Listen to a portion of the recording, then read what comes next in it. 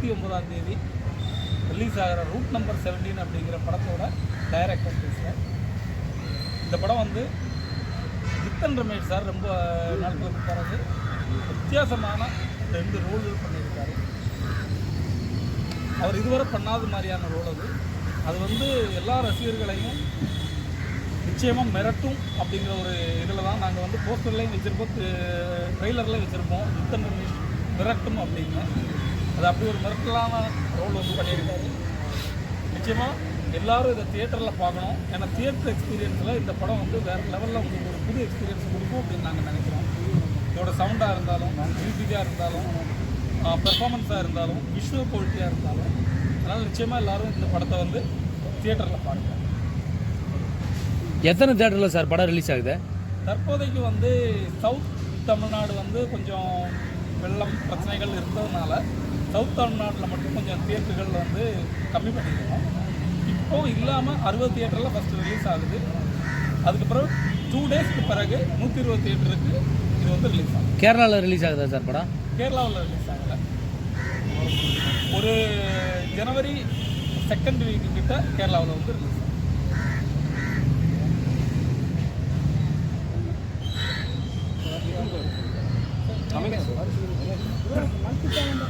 எல்லோருக்கும் வணக்கம்.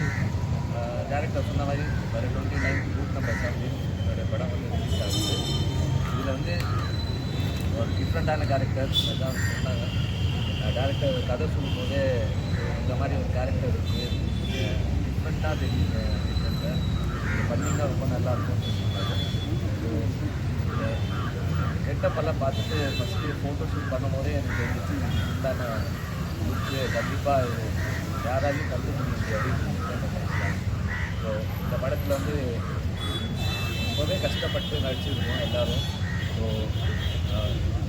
And making wise கூட பிரசாந்த் கேமராமேன் சார் ரொம்ப அருமையாக மேக்கிங் பண்ணியிருக்காரு. And house cricket sir music director ரொம்ப அருமையாக பேக்ரவுண்ட் ஸ்கோர் பண்ணியிருக்காரு.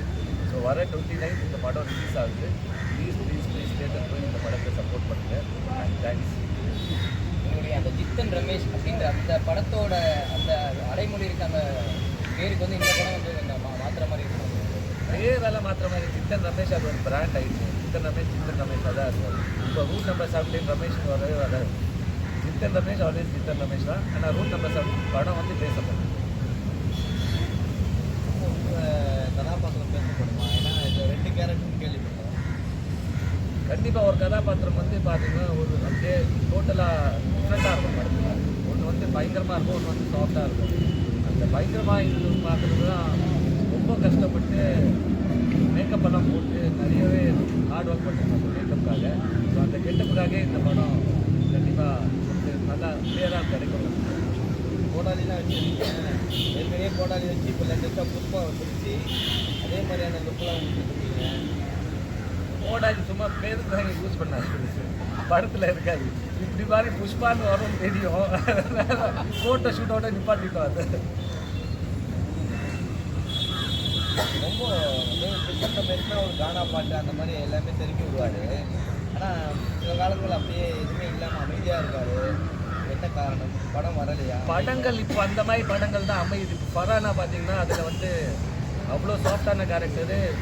பாட்டு கூட மீன் பார்த்தீங்கன்னா அந்த ஃபஸ்ட்டு சீன் ஓப்பனிங் சாங்லேயே எனக்கு காமாக அப்படியே நடந்து போயிட்டு அதான் செருப்பெல்லாம் பார்க்குற மாதிரி யோசிப்பாங்க.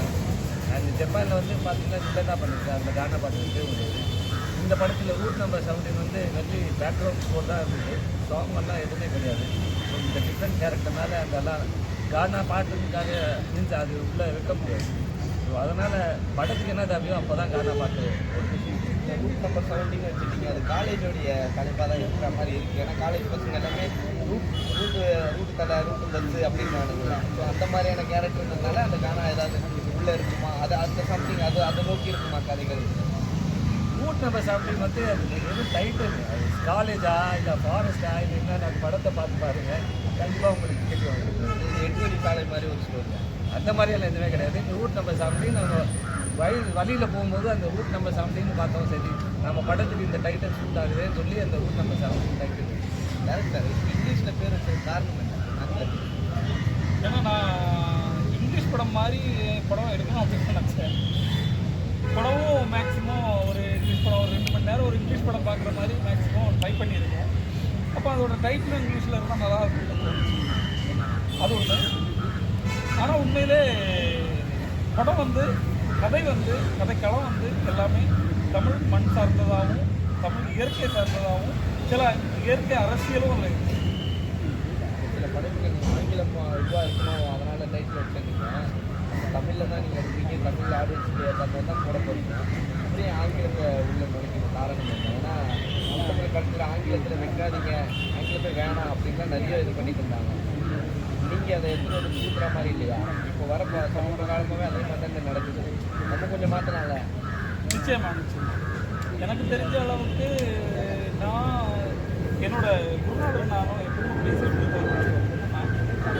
உலகில் நான் நிறைய மொழிகள் எனக்கு தெரியும், பார்த்துருக்கோம், படிச்சிருக்கோம், பேசியிருக்கோம். ஆனால் தமிழ் மாதிரி ஒரு மொழி வந்து நான் பார்த்ததில்லை. ஏன்னா அது மொழியிலே ஒரு மியூசிக். அப்படிப்பட்ட ஒரு மொழியை நான் வேணுக்குன்னு தவிர்த்தேன், நிச்சயமாக தவிர்க்க மாட்டேன். ஆனால் அந்த கதைக்கு அது கொஞ்சம் கூடிய அந்த டைட்டில் இங்கிலீஷில் இருந்தால் நல்லாயிருக்கும் அப்படிங்கிறதுனால தான் வச்சேன். இல்லைன்னா தமிழ் மொழியை விட்டுட்டு அது ஒரு நாளும் பண்ண மாட்டோம். ரெண்டாவது, என்னோட ஃபஸ்ட்டு படம் இருக்குது. அந்த படத்தோட பேர் வந்து தாய் நிலம். அந்த படம் நீங்கள் கேள்விப்பட்டிருப்பீங்க. 14 இன்டர்நேஷ்னல் அவார்டு வாங்குற படம். அதை ரிலீஸ் பண்ணுறேன். ஒரு மார்ச் ஏப்ரலில் ரிலீஸ் பண்ண போகிறோம். அது நீங்கள் சொன்ன எங்கள் தமிழை ஏன் தவிர்த்தீங்க அப்படிங்கிறதுக்கு கரெக்டான ஒரு பதிலாக இருக்கும் அப்படின்னு நினைக்கிறேன். சார் தேட்டர் வந்து அதிகமாக கிடைக்கிறது இல்லை அப்படின்னு ஒரு குற்றச்சாட்டு போயிட்டுருக்கு. அதை பற்றி என்ன நினைக்கிறீங்க? ஏன்னா பிரதேஷ் அப்படின்ற ஒரு நேம் அப்படின்றதுனால தேட்டருக்கு கொடுத்துருவாங்க. பட் ஆனால் ஆடியன்ஸாக வரதே இல்லையா? அது என்ன பண்ண போகிறீங்க?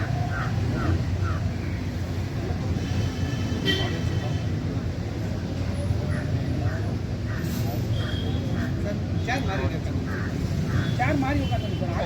ஆடியோ பலனா கஷ்டம் புரியுது கேட்கலாம். ஒரு சேர் மாதிரி உட்காந்து ஆடியன்ஸ் வந்துருவாங்க.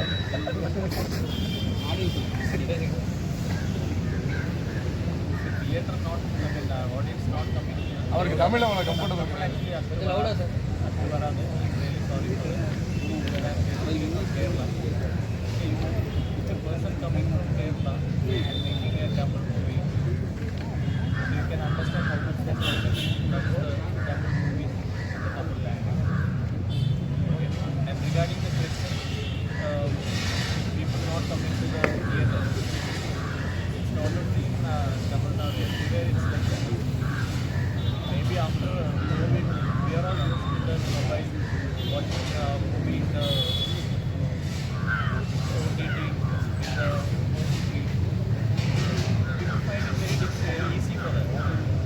You don't have to spend too much time in the theatre. But this movie, why we have decided to release it in the theatre, this is definitely a theatrical watch. You will not be able to experience the sound effect or the background score or the overall experience. You will not get it in the OTT or the mobile. That is one reason why we have taken this much effort for the publicity and other things, and we have used your media to take it to the people in Tamil Nadu. So that more people will come to the theatre. So without your help, media help, we don't think people will come to the theatre.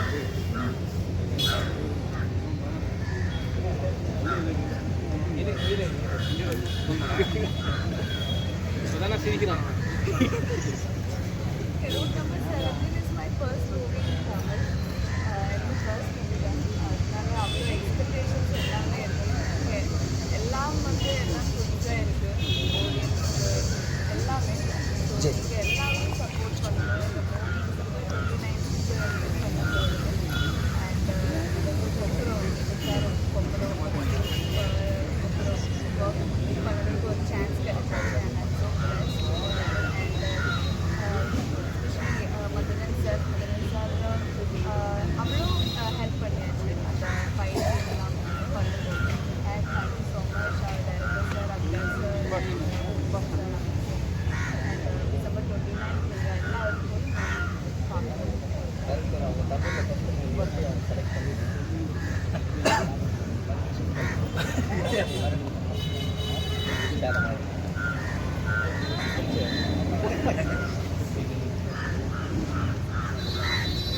ஹீரோயினை நான் எப்படி select பண்ணேன் அப்படின்னா, first நான் ஹீரோயினை reject பண்ணேன்.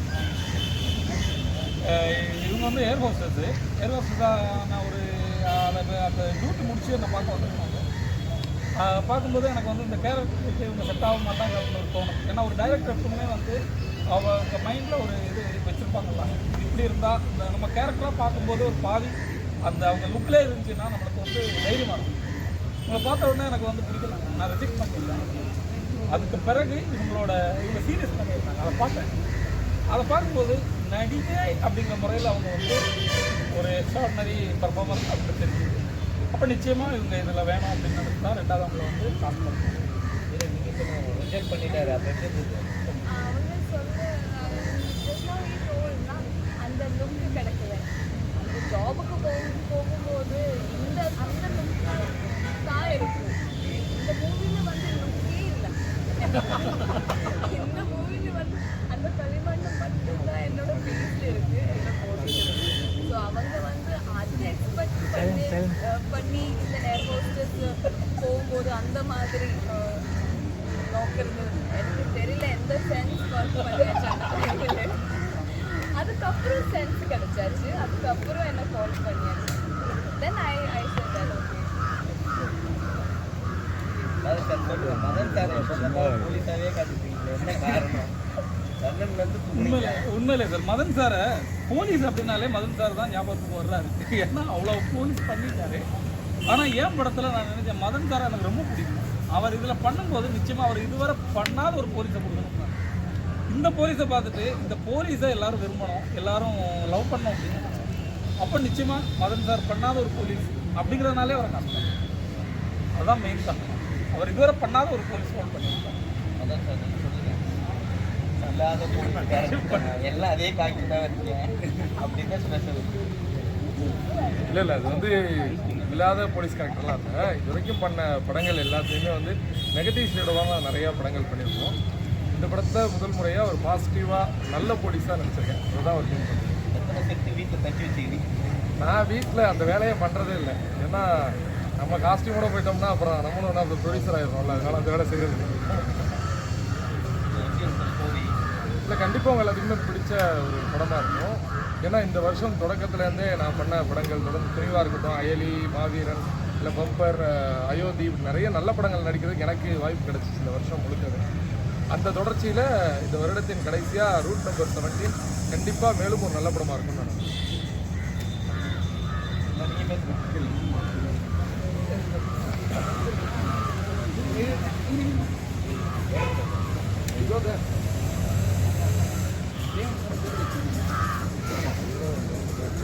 எல்லாருக்கும் வணக்கம். ரூட் நம்பர் 17 வந்து தமிழில் என்னோட முதல் படம். மலையாளத்தில் படம் பண்ணியிருக்கேன். இது ஒரு சேலஞ்சிங்காக இருந்த கேரக்டர். இந்த படத்தில் நான் செகண்ட் ஹீரோவாக நடிச்சிருக்கேன். ரொம்ப எக்ஸைட்டடாக இருக்கேன். அது எல்லாமே ஸ்க்ரீன் பார்க்குறதுக்கு ரொம்ப எக்ஸைட்டடாக இருக்கேன். 29 வந்து படம் ரிலீஸ் ஆக போகிறேன். எல்லோரும் படத்தை எழுதி பார்க்கணும், பார்த்து சொல்லணும். அந்த சினிமா போட்டு என்ன இது கிறிஸ்டின் சார்ந்த படமா? அதாவது ஒரு போஸ்டரில் வர்ற மைனூட்டான ஒரு விஷயத்தை கூட கவனிக்கிறீங்க அப்படிங்கிறது வந்து தமிழ் மக்களுக்கு சினிமா அப்படிங்கிறத வந்து இந்த அளவுக்கு வாட்ச் பண்ண தெரியுது அப்படிங்கிறதுக்கான ஒரு உதாரணம். அது என்னென்னா அது மதம் சார்ந்த படம் எதுவும் இல்லை. இதில் ஒரு இன்சிடென்ட் நடக்கிறது வந்து ஒரு கிறிஸ்மஸ் நாளில் நடக்கும். அப்போ அதை ஜஸ்ட்டு மீன் பண்ணுறதுக்காக டைட்டிலில் அந்த டிசைனர் வச்சுட்டாரு, அவ்வளோதான். அதில் இல்லாமல் மதம் சார்ந்த இது பொலிட்டிஷியன் தாக்கி எதுவும் பண்ண இல்லையா? ஏன்னா ஏற்கனவே இப்போ இந்த மாதிரி சாலை மேட்டம் நிறைய பேர் மாட்டிட்டு இருக்காங்க. சாலையை வச்சு இருக்காதுன்னு நினைக்கிறேன். இல்லை இருக்கா? பொலிட்டிக்ஸ் எதுவுமே இல்லை. ஆனால் இயற்கை அரசியல், இந்த சாலைக்கு வந்து பொலிட்டிஷியன் வந்துடுவாங்க. இயற்கை அரசியல். ஏன்னா நான் என்ன நினைக்கிறேன் அப்படின்னா இயற்கை சார்ந்து தான் எல்லாம் அப்படின்னு நினைக்கிறேன். அதாவது ஒரு இயற்கை அரசியல் இல்லை, அதாவது வேற ஒரு அரசியல், எலெக்ஷன் அரசியல், அந்த மாதிரி எந்த அரசியலும் இல்லை. இயற்கை பெரிய அரசியலாக இருக்குது. இயற்கைக்கும் அரசியலுக்கு சம்மந்தமே இல்லையா? அரசியல் வேறு, இயற்கை வேற இல்லை. அதான் ஏதோ சொல்ல வரீங்க அரசியலை பற்றி, ஆனால் அதை மறைக்கிறீங்க இயற்கை மேலே போட்டு. இல்லை அந்த மாதிரி இந்த அரசியல் என்னங்க ஜித்தன் ரமேஷ் நடிச்சிருக்காரு, அதனால கேட்குறோம். சார் சொல்லுங்கள்.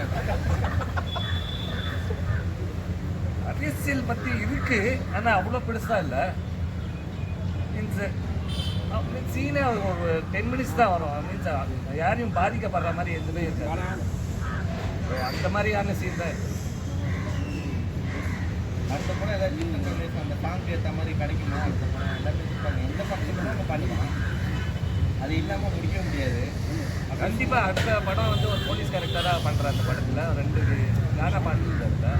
ஸோ டான்ஸ் ஆடி ரொம்ப நாள் ஆகுது, எனக்கு ரொம்ப வருஷம் ஆகுது. ஸோ இந்த படத்துலாவது இப்போ மறுபடியும் ஒரு 2 குத்து சாங் ஆடி ஆடியன்ஸ் மத்தியில் Jithan Ramesh is back in dance ஆல்சோன்னு அப்படின்னு பேர் வரும். ஓகேங்க சார். Thank you sir. தேங்க்யூ.